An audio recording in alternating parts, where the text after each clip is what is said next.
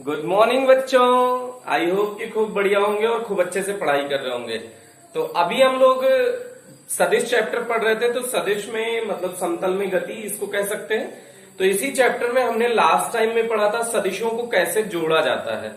तो अभी हम लोग उसी में आगे फर्दर प्रोसीड करने वाले हैं कि सदिशों का वियोजन कैसे किया जाता है।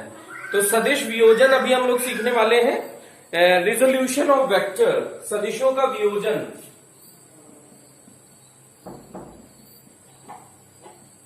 सदिशों का वियोजन। तो सदिशों के वियोजन को आप कह सकते हैं रिजोल्यूशन ऑफ वेक्टर। इंग्लिश में क्या कहेंगे बेटा? Resolution of vector.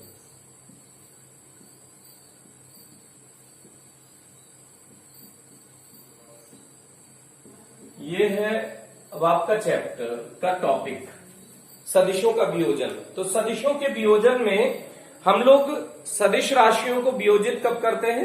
जब कोई सदिश राशि किसी एक एक्स अक्ष में, वाई अक्ष में या जेड अक्ष में, अर्थात किसी एक दिशा में ना होकर किसी अन्य दिशा में होती है, तो उसका हम लोग वियोजन कर देते हैं। तो उसके वियोजन की भी निम्नलिखित दो विधियां हैं।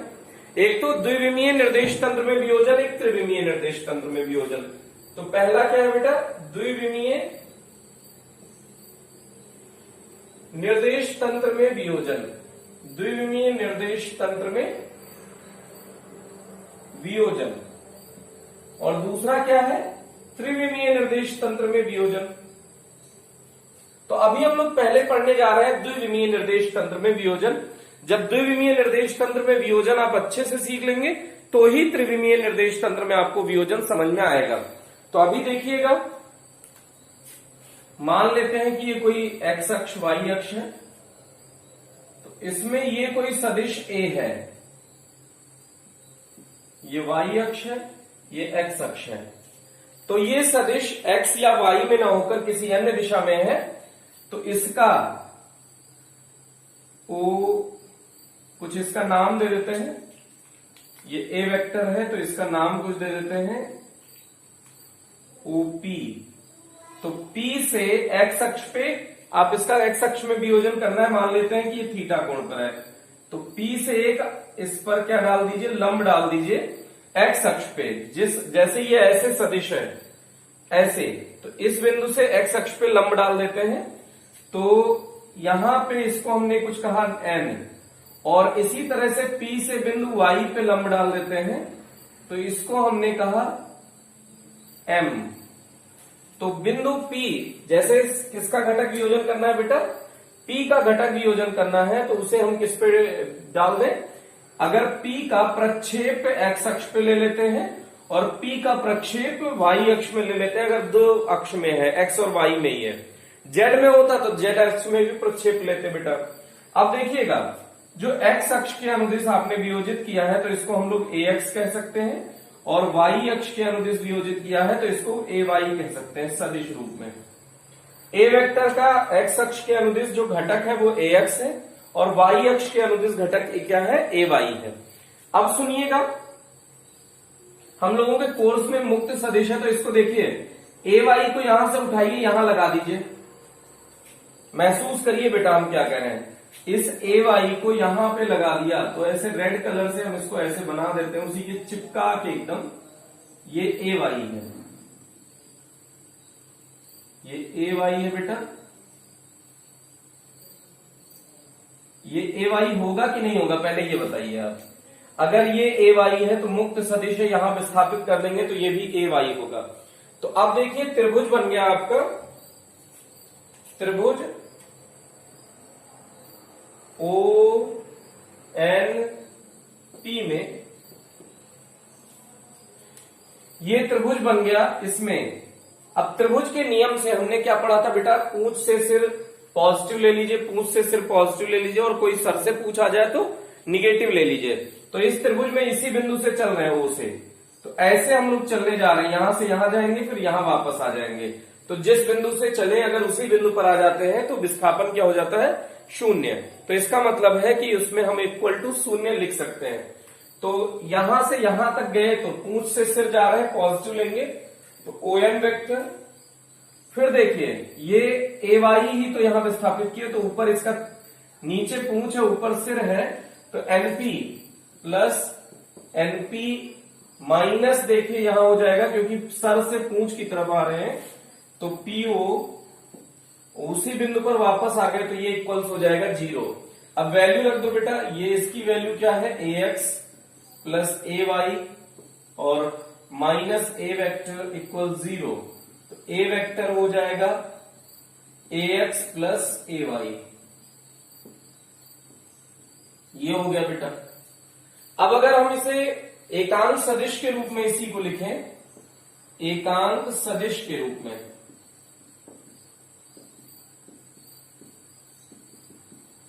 तो एकांक सदिश के रूप में ए वेक्टर इक्वल्स हो जाएगा ए एक्स की दिशा में एकांक सदिश क्या है आई कैप, और ए वाई की दिशा में एकांक सदिश है जे कैप। तो इसको हम इस फॉर्म में भी लिख सकते हैं। अब इसमें अगर कोई टेंशन ना हो तो हम लोग आगे प्रोसीड करने वाले हैं। तो देखिएगा यहां से इसको ऐसे देखिएगा कि एक त्रिभुज ले लेते हैं। अब हम लोग ए एक्स और ए वाई के वैल्यू फाइंड करना चाहते हैं, इसमें रख देना चाहते हैं। तो ए एक्स और ए वाई की वैल्यू कैसे फाइंड करोगे बेटा? कर्ण, ये ए तो पता ही है, और ए एक्स, तो कर्ण और आधार में क्या संबंध है बेटा? तो त्रिभुज लीजिए, पहले त्रिभुज ले लिया हमने। इस त्रिभुज में नाम दीजिए ओपीएन में, ओपीएन में कर्ण और आधार में क्या संबंध होता है? तो आंसर है कॉस थीटा। तो कॉस थीटा बराबर कर्ण आधार बटे कर्ण ए एक्स अपॉन ए। तो ए एक्स इक्वल्स क्या हो जाएगा? ये थीटा परिमाण में होगा बेटा, तो ए x equals a cos theta. ये इसको कुछ आप समीकरण 1 मान लीजिए, तो ये हो गया समीकरण 2। पुनः यही त्रिभुज लेंगे बेटा ओपीएन में, त्रिभुज ओपीएन में अब हम ए वाई ज्ञात करना चाहते हैं, मतलब ए वाई का यहां से ए वाई ज्ञात कर लो। तो इस त्रिभुज में ये थीटा के सामने है तो लंब है, थीटा के सामने वाला क्या होता है बेटा? लंब। तो लंब और कर्ण में क्या संबंध है? तो लंब और कर्ण में संबंध बताओ जल्दी से। Sine theta. तो साइन थीटा इक्वल्स क्या हो जाएगा बेटा? बोलो। लंब बटे कर्ण, तो लंब कितना है? ए वाई, कर्ण कितना है? ए, तो ये क्या हो जाएगा? ए Y equals a sine theta. ये हो गया 3। अब अगर 2 और 3 को स्क्वायर करके ऐड कर दीजिए तो आपको परिमाण भी मिल सकता है। समीकरण 2 का वर्ग प्लस 3 का वर्ग, तो इसका वर्ग कीजिए बेटा, तो ऐड भी करना है, तो ए एक्स स्क्वायर और एलएचएस का दोनों का स्क्वायर कर दो, तो ए एक्स स्क्वायर और ए वाई स्क्वायर, दोनों को स्क्वायर करके ऐड कर दिया। ऐसे ही अब आरएचएस का करो, तो ए कॉस थीटा का होल स्क्वायर हो जाएगा a square cos square theta, plus इसका होल स्क्वायर करिए ए साइन थीटा का, तो a square sine square theta आ जाएगा। अब यहां से ए स्क्वायर कॉमन ले लीजिए, तो cos square theta plus sine square theta, तो इसकी वैल्यू 1 हो गई ए x square plus a y square. तो ए इक्वल्स क्या आ जाएगा परिमाण में? Under root A x square plus a y square. अब आप देख भी सकते हैं कि अगर दो सदिश 90 डिग्री पर होते थे तो परिणामी का परिमाण का यही सूत्र आया था कि अंडर रूट ए स्क्वायर प्लस बी स्क्वायर, क्योंकि 2ab cos 90 हो जाएगा तो वो 0 भी हो जाएगा। अब ये हो गया बेटा। अब tan थीटा निकाल लो। tan थीटा बराबर होता है लंब और आधार में, इसमें क्या संबंध हो जाएगा? लंब बटे आधार, तो लंब कितना है? ए वाई अपॉन आधार कितना है? ए एक्स, तो थीटा बराबर क्या हो जाएगा? tan इनवर्स ए वाई अपॉन ए एक्स। तो इस तरह से इसको आप कर सकते हैं। द्विविमीय निर्देश तंत्र में जो हमने वियोजन सीखा, तो उसमें इस तरह से आप वियोजन कर सकते हैं। देखिए, एक तो परिणामी सदिश आप ज्ञात कर सकते हैं और परिणामी सदिश का परिमाण ज्ञात कर सकते हैं। और जो ए एक्स की वैल्यू है बेटा, ये हमने अभी आपको कल बताया था जब घटक वियोजन सिखाया था, तो ये सिखाया था कि ये जिससे थीटा बनता है वो कॉस थीटा होता है। तो आज हमको पता चल भी गया। देखिए, ए एक्स की वैल्यू हमने कितनी फाइंड की है? ए कॉस थीटा, और ए वाई की वैल्यू या इसकी, ये दोनों सेम ही है, ए वाई की वैल्यू क्या पता कर ली, ए साइन थीटा। तो देखिए जिससे थीटा बनता है वो सदिश इंटू कॉस थीटा और उसके लंब वाला सदिश इंटू साइन थीटा। तो ये कल हमने याद भी किया था, डायरेक्ट हमने सीखा था, आज हमने वो कॉन्सेप्ट से तरीके से सीख लिया है बेटा। तो जल्दी वीडियो पॉज करके इसको जल्दी से देखने की कोशिश करो, सीखने की कोशिश करो। फिर हम लोग नेक्स्ट डेरिवेशन की ओर मूव कर रहे हैं, इसको जल्दी से आप नोट कर लीजिएगा।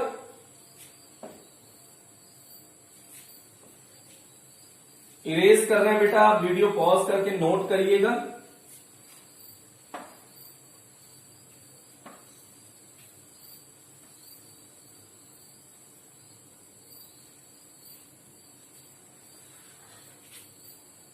अच्छा देखिएगा, इसको समझने की कोशिश करिएगा। अगर ये त्रिविमीय हो बेटा, ऐसा कुछ, अभी दो विमीय था, ये ए वेक्टर था, ए वेक्टर था, तो इसका हमने घटक वियोजन ए का कर दिया था, ए का ए कॉस थीटा ए साइन थीटा। लेकिन ये तल ऐसे भी तो हो सकता है, ये सदिश हो तो इसका एक्स अक्ष के अनुदिश ए कॉस थीटा और वाई अक्ष के अनुदिश जेड अक्ष के अनुदिश ए साइन थीटा हो जाएगा।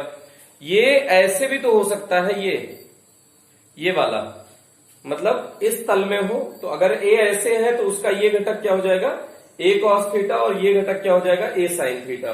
तो इसको समझिएगा, ये कोई जरूरी नहीं है ऐसा हो, ये ऐसा भी हो सकता है, ऐसा भी हो सकता है, और ऐसा तो था ही, अभी आपने सीखा।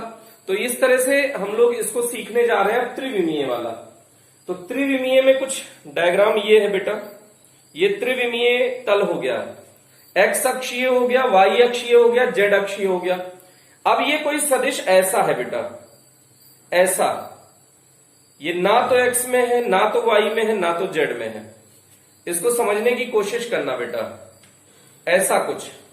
तो अब इस सदिश का इस तल पे, ये तल है, इस पे प्रक्षेप लीजिए। तो ये प्रक्षेप आपको समझने के लिए देखिए इसी को बता रहे हैं, ऐसे आ जाएगा ना, तो इसको हम कुछ a1 मान रहे हैं।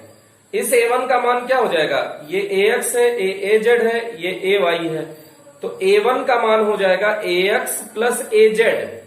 ये समझने की कोशिश करना। फिर से अगर नहीं समझ में आ रहा तो दो विमीय देख लो, दो विमीय में अगर उसके बीचों बीच में होता था तो इस a का मान होता था x, जिस तल में ये है, ये किस तल में, x और y तल में है, तो a का मान हो जाता था ax और ay, ax प्लस ay। ऐसे ही अगर ये x और z तल में होता तो इसका मान क्या हो जाएगा, ax प्लस az। और अगर ये yz तल होता बेटा, देखो y अक्ष और ये z अक्ष और ये सदिश है, तो इसका y के x z के अनुदिश क्या हो जाता, az, और इसका इस अनुदिश क्या हो जाता, ay। तो ये ay प्लस az आ जाता। तो अब वही हम त्रिविमीय में दिखाने जा रहे हैं आपको। इसको समझने की कोशिश करिएगा, ये बहुत बढ़िया समझा रहे हैं, बहुत बढ़िया से टॉपिक है, समझाने की कोशिश की जा रही है, आप समझने की कोशिश करिएगा। बहुत ही शानदार टॉपिक है बेटा। अब देखिएगा, ये कुछ ऐसी हम बात कर रहे हैं, ये ऐसा कि ना तो ये x में है, ना तो y में है, और ना ही z में है। ये कुछ ऐसा, ये x y तल है, ये x z तल है, और ये y z तल है, तो ये किसी में भी नहीं है। तो सबसे पहले इसका a का प्रक्षेप लीजिए x y तल में, x z तल में। तो इसको हम मान लेते हैं, इसकी जो परछाई होगी, ऐसे परछाई यही तो बनेगी बेटा, तो इस परछाई को हम कह देते हैं कि ये a1 है। देखिए यहां से a1, तो a1 की वैल्यू क्या हो जाएगी, ax प्लस ay। अब देखिएगा यहां से ये लाइन हम कह रहे हैं a1, तो ये a1 हो गई, ये ay ये समांतर अक्ष ऐसे स्थापित कर सकते हैं ना, मुक्त सदिश है। तो ये a1 और ये ay त्रिभुज बना दीजिए, a1 plus ay minus a, तो ये फाइनल इसका रिजल्ट दे देगा, a1 की वैल्यू जैसे ही रखेंगे। अब इसी को हम चित्र पे बनाने की कोशिश करने जा रहे हैं। तो इसको समझिएगा, ये चित्र थोड़ा सा कॉम्प्लिकेटेड है बेटा। चित्र समझ में आ गया तो लगभग आपकी कहानी समझ में आ जाएगी। अब यहां पे देखिए ये सदिश है,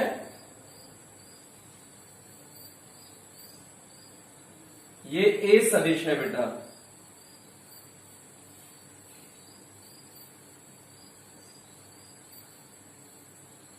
ये ए सदिश है, ये ए सदिश है, ना तो एक्स में है, ना वाई में है, ना जेड में है, किसी तल में है। तो सबसे पहले ये ऐसा है, सोचिए ये एक्स वाई जेड आपको ऐसे दिख रहा है, ऐसा। तो ये जो है ये ऐसा है बेटा। ये डायग्राम इसको देखो 2D में देख लो, चित्र बना हुआ है, 3D में आपके सामने दिखाया जा रहा है। तो अब इसका प्रक्षेप लेने जा रहे हैं जेड और एक्स तल में और जेड तल में। तो इसका प्रक्षेप यही आ जाएगा एक्स जेड तल में। अब देखिएगा, इससे यहां से प्रोजेक्शन डाला जा रहा है, ये इससे प्रक्षेप डाला गया, ये किस पे डाला गया बेटा, ये इसको हम कह रहे हैं A1 वेक्टर। अब A1 वेक्टर किसमें है, एक्स, इसको आप भूल जाओ। अब ये दो विमीय सोचो, ये एक्स और ये जेड, उसमें कोई A1 वेक्टर है तो इसका घटक वियोजन कर लो, ऐसा। तो देखो ये हो जाएगा AX और ये हो जाएगा AZ।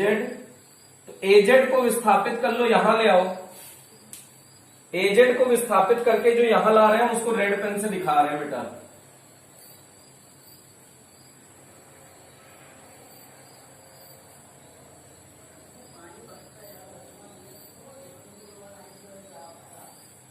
ये आपको AZ दिखाया है जो यहां से विस्थापित करके यहां ले गए हैं। अब इसको समझने की कोशिश करिएगा। एक त्रिभुज बनाइए, ये OP ये वेक्टर है, N M S कुछ ऐसा। अब इसका देखिएगा, जो ये ऐसा कुछ। अब ये 3D में आपको फील होना चाहिए बेटा कि ये देखो बाहर की तरफ आया है और उसका ये परछाई है, इस पे ये परछाई ले लिया गया है, प्रोजेक्शन। ये A सदिश है, उसका ये प्रोजेक्शन है A1। तो A1 किसके बराबर होगा, इसके और इसके, क्योंकि इसी तल में है A1। तो आप देखिएगा ये त्रिभुज आप नोट करिएगा, OMN में कौन सा त्रिभुज ले रहे हैं बेटा, OMN त्रिभुज। OMN में देखिए यहां से यहां तक गए, डायरेक्ट लिख रहे हैं AX, यहां से यहां तक डायरेक्ट गए तो क्या हुआ AX, क्योंकि पूंछ से सिर जा रहे हैं, फिर पूंछ से सिर आ रहे हैं, तो ये AZ ही तो विस्थापित किया गया है। तो ये क्या हो जाएगा, प्लस AZ। अब फिर यहां से फिर यहां वापस चले जाइए, तो माइनस A1 बराबर 0। A1 बराबर क्या आ जाएगा बेटा, AX प्लस AZ।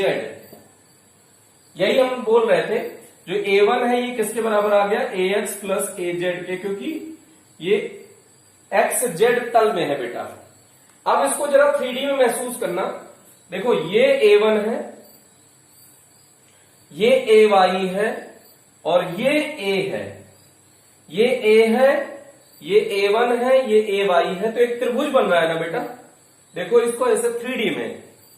तो अब त्रिभुज कौन सा ले रहे हैं ये देखिएगा, ONP में, त्रिभुज ONP में देखो बेटा, ये है आपका AY। तो AY को अगर विस्थापित करोगे तो ये भी तो AY है। ये देखिएगा, इसको हमने AY को विस्थापित कर दिया है।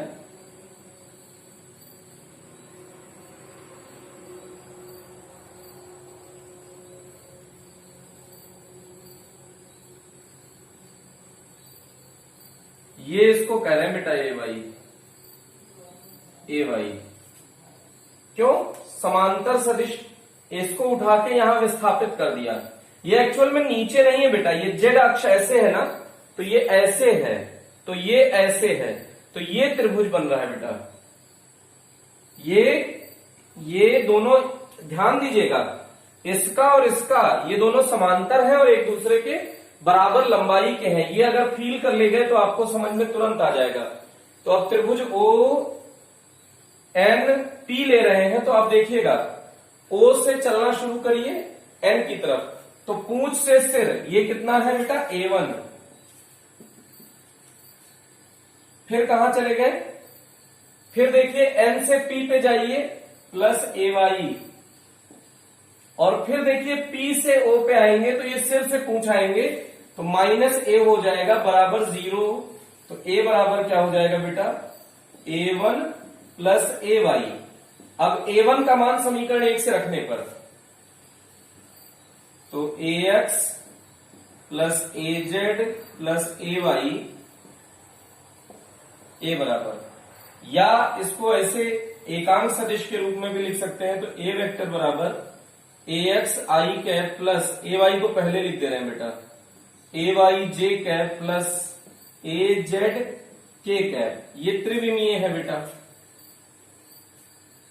अब इसका घटक वियोजन के लिए देखिएगा, ये जो A है, A ऐसे है, वो x अक्ष के साथ अल्फा कोण बना रहा है, y अक्ष के साथ बीटा कोण बना रहा है, और यही जो z अक्ष है ना, इसके साथ गामा बना रहा है। ये देखने में तो 180 लग रहा होगा, ये जो गामा है ये 180 लग रहा होगा, लेकिन एक्चुअल में देखिएगा, आप फील करिए फिर से, ये AX AY AZ है, ये A है, तो A का x अक्ष के साथ कोण ये AX है, ये अल्फा है, ये y अक्ष के साथ ये बीटा है, और ये z अक्ष के साथ ये गामा है बेटा। तो ये 90 डिग्री, वो 180 डिग्री नहीं है। अब इसको हमें चित्र में ऐसे दिखाना पड़ रहा है, ऐसे। तो अब ये ऐसे आपको चित्र में दिख रहा है, चित्र आपको ऐसा कुछ दिख रहा है, ये z अक्ष हमको ऐसे दिखाना पड़ रहा है, तो ये लग रहा है कि ये 180 है, जबकि z अक्ष ऐसा है बेटा, ऐसा है, तो ये z अक्ष के साथ कोण कितना हो जाएगा गामा। अब ये देख लीजिएगा, अल्फा अगर हम लेना चाहते हैं तो ये त्रिभुज आप देखिएगा, तो यहां पे अगर हम ऐसे कहें कि कॉस अल्फा बराबर आधार बटे कर्ण, तो यहां से कॉस अल्फा बराबर, अगर हम लोग कहते हैं तो कॉस अल्फा बराबर, ये देखिएगा त्रिभुज ऐसा एक त्रिभुज बन रहा है, देखिएगा ये 3D में है, थोड़ा सा आपको शुरुआत में एक आध डेरिवेशन, एक आध बार समस्या आएगी। ये ऐसा कुछ है बेटा, ये ऐसा, तो ये आपका ये ऐसे बनेगा, तो इसके साथ ये जो कोण बनेगा वो अल्फा है, तो कॉस अल्फा बराबर क्या हो जाएगा आधार बटे कर्ण, आधार कितना है AX, कर्ण कितना है A, तो AX बराबर क्या हो जाएगा A कॉस अल्फा। समीकरण नंबर 2 मान चुके हैं, 3 मान लीजिए, 2 इसको मानिए कि जिससे, इसी तरह से कॉस बीटा बराबर क्या हो जाएगा बेटा बीटा, ये बीटा इस त्रिभुज के साथ बना है, तो बीटा बराबर क्या हो जाएगा आधार बटे कर्ण, ये बीटा है बेटा, तो कॉस बीटा बराबर क्या हो जाएगा आधार कितना है AY, कर्ण कितना है A, तो ये हो गया, तो AY बराबर क्या हो जाएगा A कॉस बीटा। और इसी प्रकार क्या हो जाएगा त्रिभुज ये वाला ले लीजिए जिसमें गामा बन रहा है, ये z अक्ष के साथ, ये z अक्ष है बेटा, ये ऐसे करके ये एक त्रिभुज बनेगा 90 डिग्री का ना, तो कॉस गामा बराबर AZ अपॉन A, तो AZ बराबर क्या हो जाएगा बेटा A कॉस गामा। अब देखिएगा, अगर तीनों को 5 3 4 5 का स्क्वायर करके ऐड कर दीजिए, समीकरण 3 का स्क्वायर प्लस 4 का स्क्वायर प्लस 5 का स्क्वायर, मतलब स्क्वायर भी करिए और ऐड भी कर दीजिए, तो इधर देखिए क्या हो जाएगा बेटा a x square plus a y square plus a z square, a x square plus a y square plus a z square बराबर a square cos square alpha a square cos square beta a square cos square gamma. तो a square cos square alpha plus a square cos square beta plus a square cos square gamma. अब यहां से ए square common ले लीजिए, तो ये क्या हो जाएगा cos square alpha plus cos square beta plus cos square gamma. ये ए x square plus a y square plus a z square. अब इस समीकरण से आप देख सकते हैं कि ए x square plus a y square plus a z square जो है वो किसके बराबर आ गया बेटा,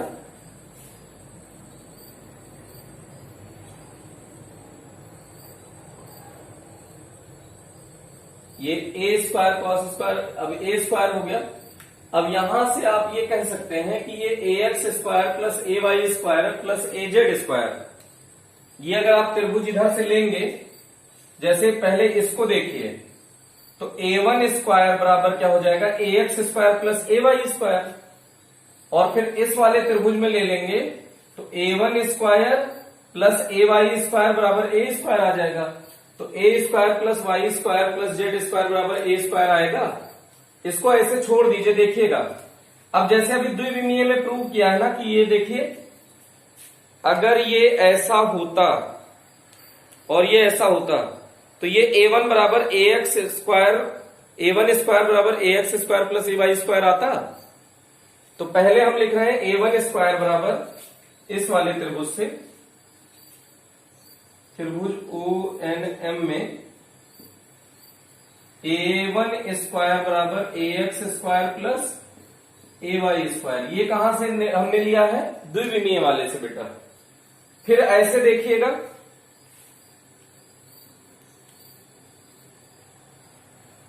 ये ऐसा है तो इसका भी तो घटक वियोजन होगा, देखिएगा ये ऐसा है तो ये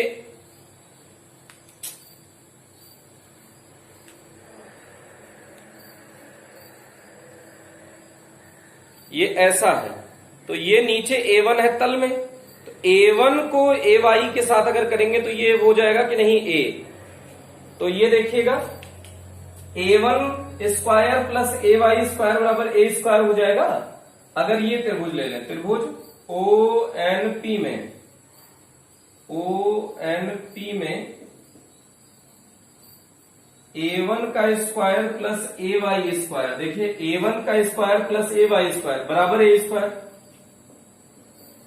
AY स्क्वायर की वैल्यू आप रख दीजिए, वो सॉरी A1 की AX square plus AY square, तो AX square plus AY square, sorry ये Z होगा बेटा, AZ है तो AX square plus AZ square होना चाहिए।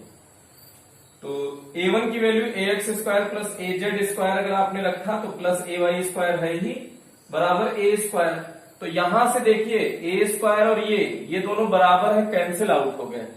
तो आंसर आपका क्या आ गया, इसके बाद ये स्टेप लिखना है लेकिन जगह की कमी के कारण cos square alpha plus cos square beta plus cos square gamma बराबर 1 आ गया बेटा। अब इसमें एक रिलेशन और मिल सकता है, इधर हम बता रहे हैं उसी के आगे का रिलेशन।